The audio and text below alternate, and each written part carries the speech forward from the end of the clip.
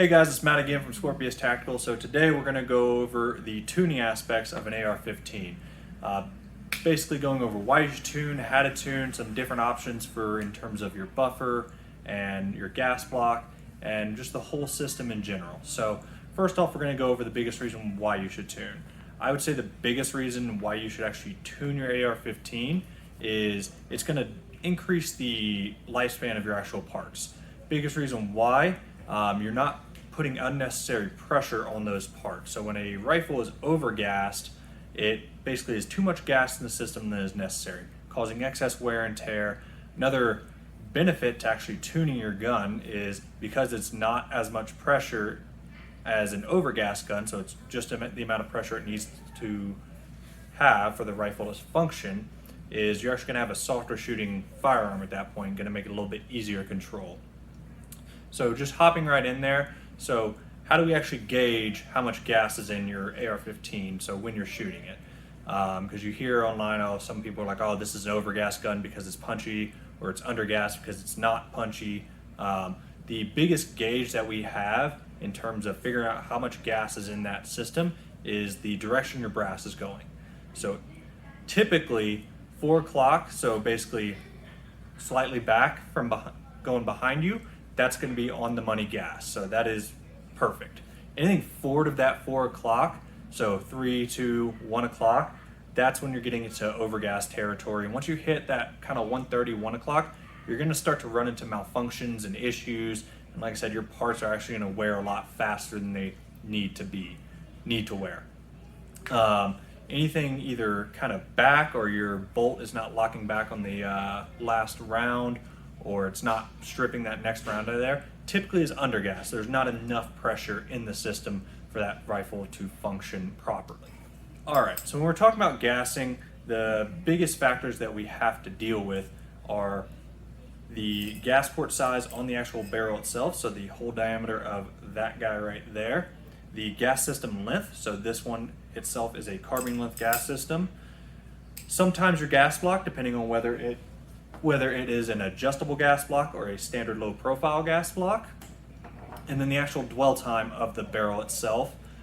So the dwell time being the amount of barrel that is right here, so basically the amount of time that this gas has to travel back to that tube to cycle the bolt before the bullet exits the barrel and leaks out all that gas out of the front of the barrel. So, and then some other factors to consider are your spring weight in the actual buffer tube and the buffer weight in your buffer tube.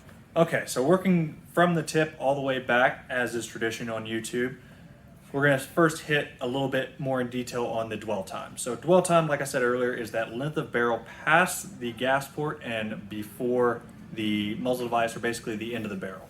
So the longer the dwell time, typically the more gas you're going to have in the system. So as you can see, I have two different barrels here, both carbine length gas systems, then this being a 16-inch barrel, this being an 11.5. So this one, typically, if you go based off dwell time alone, is going to be a lot gassier than this guy.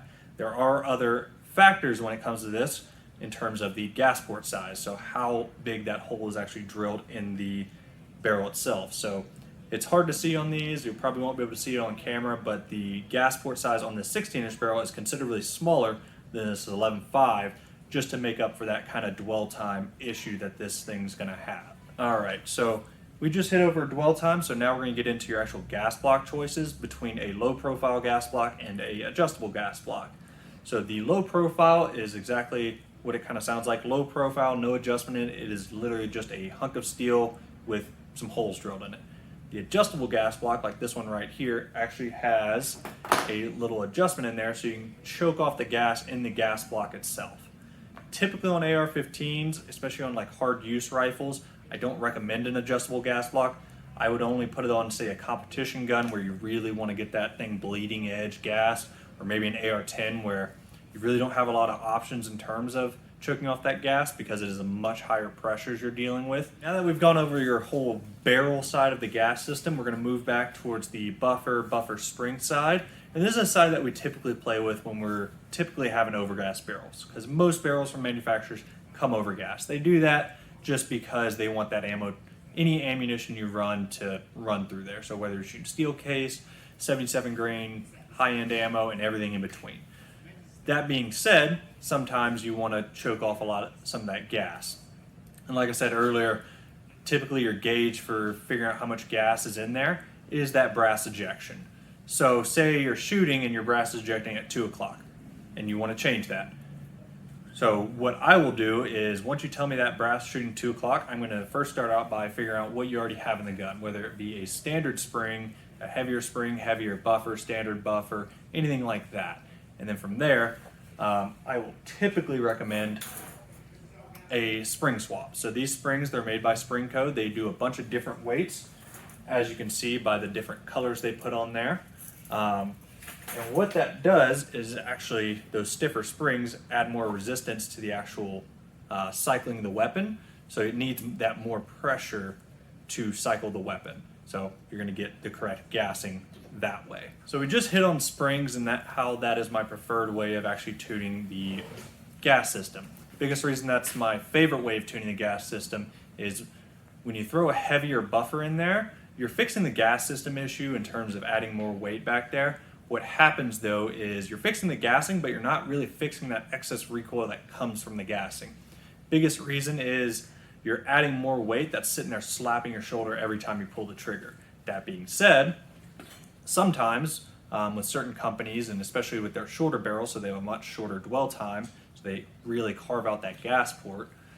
Typically those are so violently overgassed that even with the highest tension spring, we still don't get the correct gassing. So what we then have to do is we actually have to step up our buffer weights. So this one being a standard carbine buffer weight, these actually come in, H1, H2, H3, which is a lot more typical that you see in terms of what's recommended. Again, I still recommend starting springs first, but this will also fix your gassing.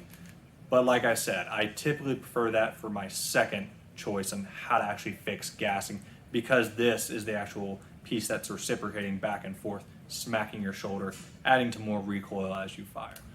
All right, so went over buffers, springs, and the actual barrel side of gassing. There is one more thing I want to hit on, which is a very interesting buffer made by Kinshot, which is actually a hydraulic buffer. So it's actually got a little hydraulic piston in there that actually will absorb a lot of that recoil as you're firing. Basically in the same way that your car works in terms of using shocks and springs, kind of the same effect with this guy. It will basically make your AR-15 shoot like a 22 and your AR-10, when gassed properly, shoot almost like an AK-47. So it does take a lot of that excess recoil out and just generally helps it shoot better. Doesn't do as much with the gassing. It is an H2 weight, so will help with gassing, but it's kind of a sidebar for that in terms of gassing and tuning. But can highly recommend these guys as well for actual use in your buffer. And thanks for watching, and stay tuned for more.